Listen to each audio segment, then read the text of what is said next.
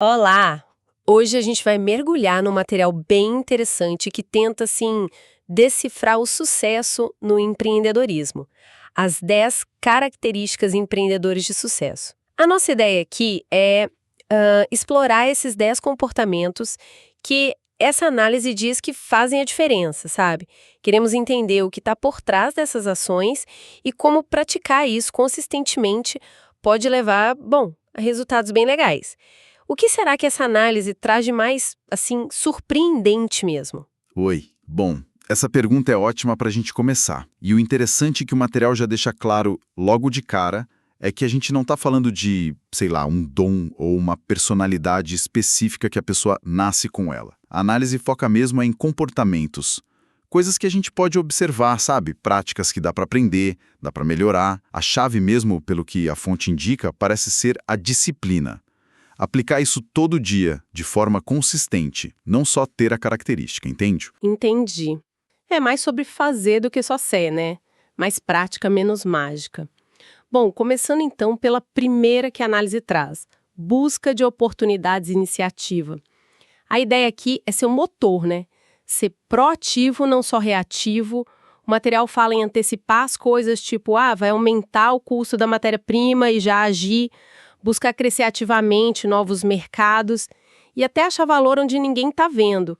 O exemplo clássico do post-it, que veio de uma cola que deu errado, é bem isso, né? Exatamente. E o que a análise ressalta, que eu acho bem legal, é como essa busca acontece. Não é ficar esperando a ideia cair do céu. Descreve como um processo, quase um escaneamento constante do ambiente. Sabe? Ficar de olho no mercado, na tecnologia, no que o cliente está falando. A iniciativa vem daí, de transformar essas coisinhas, que para muitos passam batido, em possíveis vantagens. É ver um problema e pensar: opa, tem uma oportunidade aqui. E ter a disposição de ir lá e fazer acontecer. Essa mentalidade de transformar o que você observa em ação é poderosa mesmo.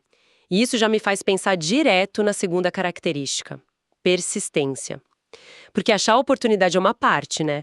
Mas continuar quando tudo parece dar errado, a análise fala muito de resiliência, de não desistir fácil.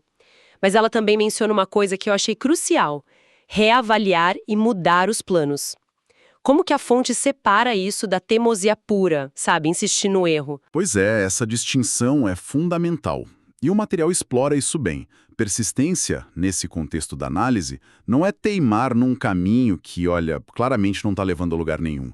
É você manter o objetivo final em mente, sim, mas ter a flexibilidade, a inteligência estratégica para mudar a rota se precisar.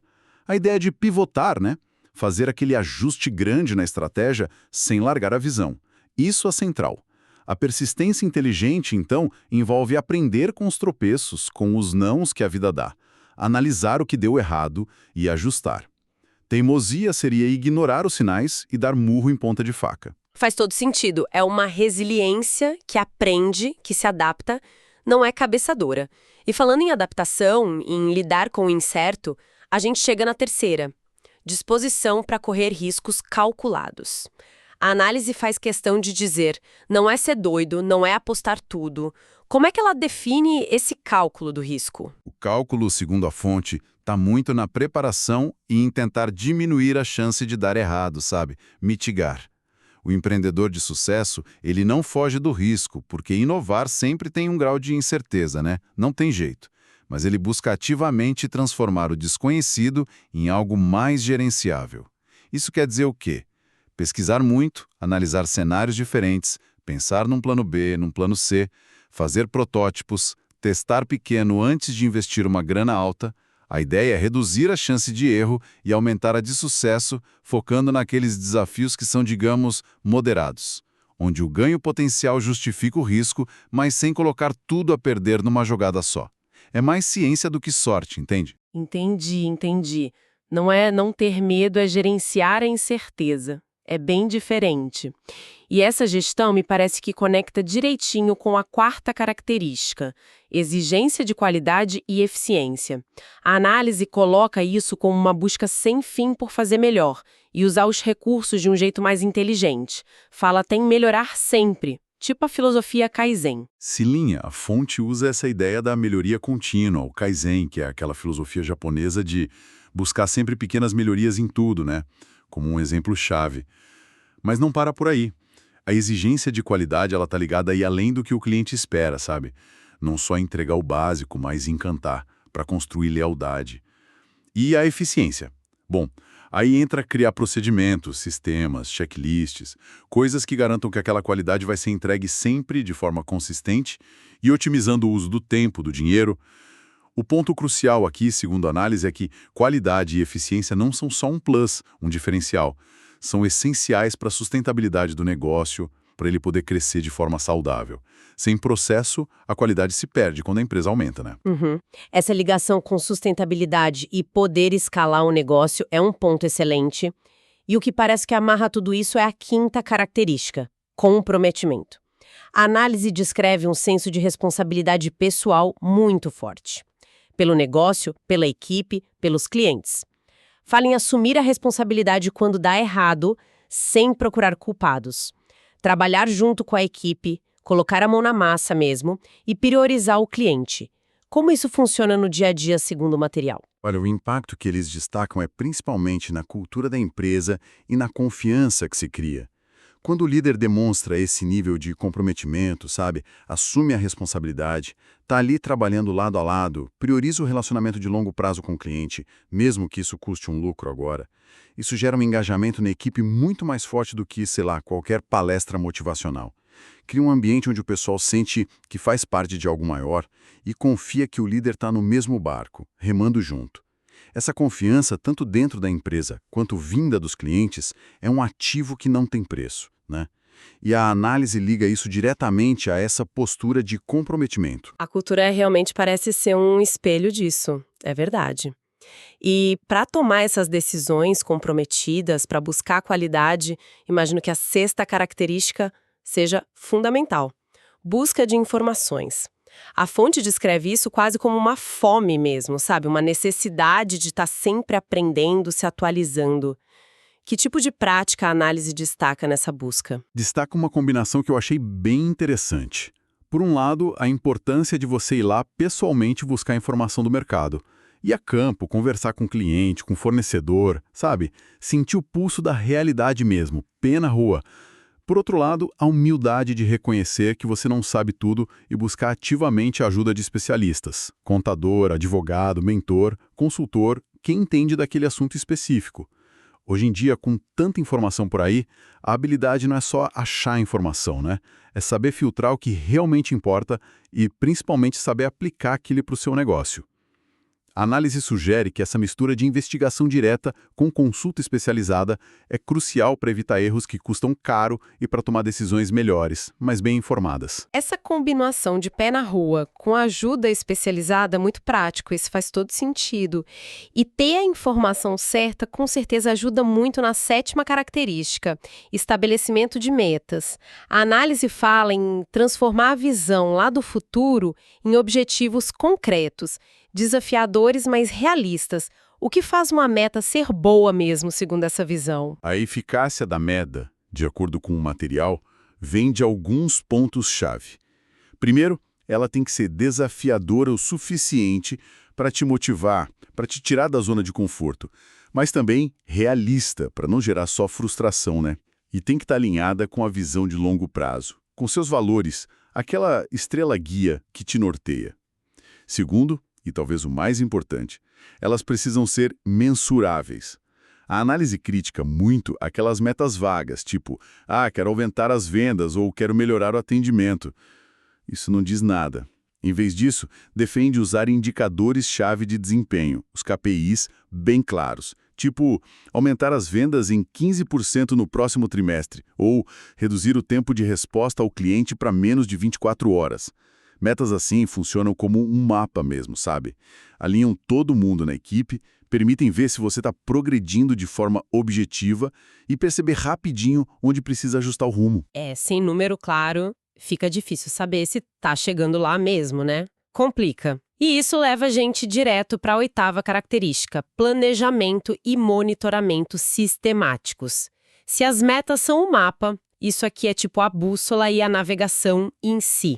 A análise descreve essa disciplina de transformar as metas em planos de ação concretos e ficar acompanhando a execução de perto, o que se destaca nessa abordagem, na visão deles. Dois aspectos me chamaram bastante atenção na análise. O primeiro é essa capacidade de pegar um desafio enorme e quebrar em pedacinhos menores gerenciáveis. Isso tira aquele peso, sabe? E permitir avançando passo a passo. O segundo, e talvez o mais crítico hoje em dia, com o mercado mudando tão rápido, é a flexibilidade e a rapidez para se adaptar. Planejar é fundamental, claro, mas o material enfatiza que o empreendedor de sucesso não fica agarrado no plano original se as coisas mudam lá fora. Ele está sempre de olho nos indicadores, principalmente os financeiros, fluxo de caixa, DRE, essas coisas, e usa esses dados para tomar decisões rápidas e ajustar o curso. O monitoramento sistemático não é só para controlar, é para informar a adaptação o tempo todo. É como você disse, pilotar um barco ajustando as velas conforme o vento muda. Não adianta brigar com o vento. Essa imagem do barco e do vento é perfeita. Planejar, mas estar pronto para ajustar as velas. Sempre. E para conseguir recursos, apoio ou até para vender a ideia do negócio, entra a nona característica: persuasão e rede de contatos, networking. A análise fala da habilidade de influenciar pessoas e construir relações que te apoiem. Mas networking às vezes parece uma palavra meio desgastada, né? Qual a visão da fonte sobre isso? O que é um bom networking para eles? A visão que eles apresentam é bem focada na qualidade e na autenticidade das conexões, muito mais do que na quantidade. Networking eficaz, segundo a análise, não é sobre colecionar cartão de visita ou ir em todo evento que aparece. É sobre construir relacionamentos de verdade, genuínos, baseados em confiança e em valor mútuo. A fonte até enfatiza que é uma via de mão dupla. Pensar em como você pode ajudar os outros é tão importante quanto buscar ajuda para si. Tem que ter troca.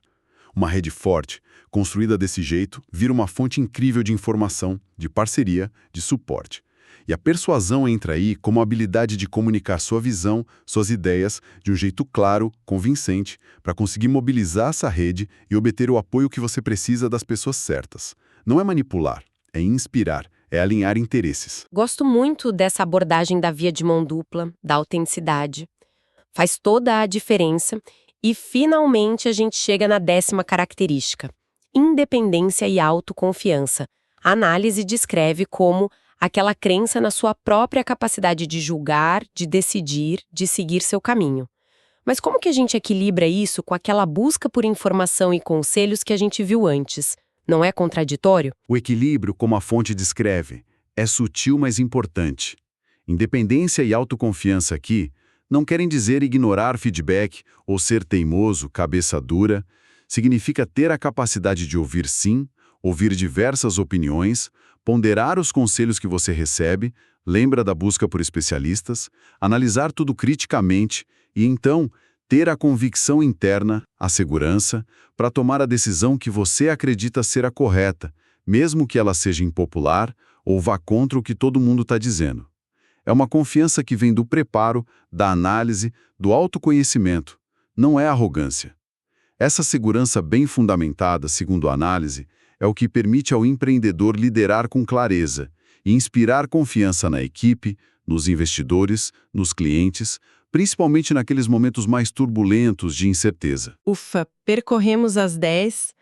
Olhando para o conjunto todo agora, fica muito claro que não é uma coisa só, né? É uma combinação bem complexa de comportamentos. Tem a visão para achar oportunidade, a coragem para agir e arriscar de forma calculada, a resiliência para não jogar toalha, a disciplina para planejar e medir, a inteligência para aprender e buscar ajuda quando precisa, a habilidade para conectar e persuadir, e essa confiança para liderar. A análise realmente monta um perfil comportamental bem completo, bem robusto. Exatamente. E o ponto central que a análise parece querer reforçar o tempo todo é que esses comportamentos, apesar de complexos, são em grande parte desenvolvidos, com prática deliberada, com experiência.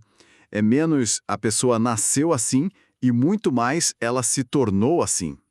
Isso, de certa forma, tira um pouco aquele mito do empreendedor como um herói solitário com superpoderes que ninguém mais tem, sabe? E traz a discussão para o campo das habilidades que a gente pode cultivar. O que eu acho uma perspectiva bem mais encorajadora, né? Sem dúvida. Muito mais acessível, mais pé no chão. E isso deixa a gente com uma provocação final interessante para pensar. Se esses comportamentos podem ser aprendidos e a chave é a consistência, será que o verdadeiro desafio, o pulo do gato, não está justamente na disciplina de aplicar isso dia após dia, especialmente naqueles momentos de maior pressão, de dúvida? Ou quem sabe talvez exista uma característica ainda mais fundamental que nem está listada ali explicitamente, mas que serve de base para todas as outras. Tipo, sei lá, a capacidade de se autoavaliar e se adaptar o tempo todo. Fica aí para a gente continuar pensando.